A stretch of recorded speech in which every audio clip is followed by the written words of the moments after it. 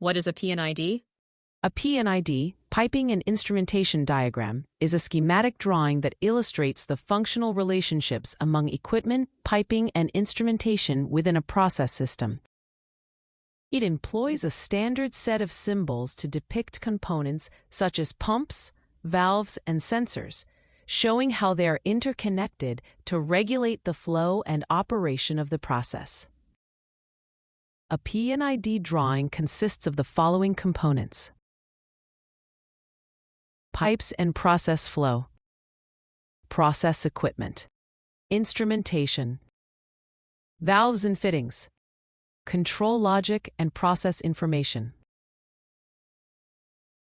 In this video, we will explain instrumentation. In a future video, we will cover other topics. Instrument symbols. The first and most used instrument symbol is this simple circle or bubble. It is used for physical devices that are installed locally in the field and directly on the main equipment, like the variety of sensors or transmitters. For instance, here we have flow element, flow transmitter, and flow valve.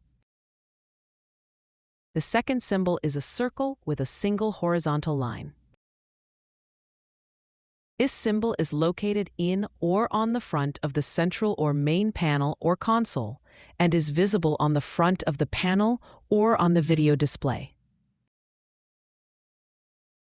The third symbol is a circle with a single dashed horizontal line.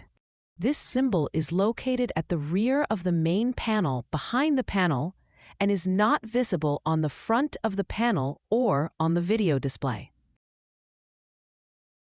Generally, we have 20 different types of graphical symbols for illustrating the instrumentation on the P&IDs, and we will explain them in future videos. When you identify a symbol on the P&IDs, you can understand three key things about it. First, what the device is. Second, its location. And third, its purpose. Line symbols. Process lines.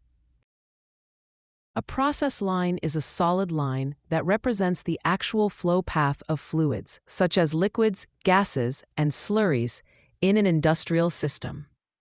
It illustrates how materials move between different pieces of equipment. Process impulse lines. A process impulse line is a small diameter pipe or tube that connects a process pipe or vessel to a measuring instrument such as a pressure transmitter.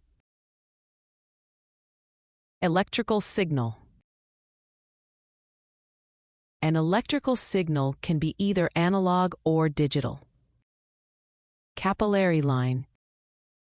A capillary line is a tube that contains an innocuous liquid. This tube is used to transfer process fluid to an instrument without allowing the process fluid to enter the instrument, which may be necessary if the process fluid is harmful or hazardous. Pneumatic signal. The majority of control valves are actuated by pneumatic signals. The pneumatic signal is generally provided by instrument air, IA. Hydraulic signal. In some cases, hydraulic actuation is necessary for the operation of a control valve or switching valve.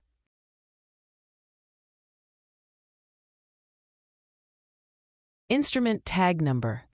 An instrument tag number is a unique alphanumeric code assigned to each instrument within a facility.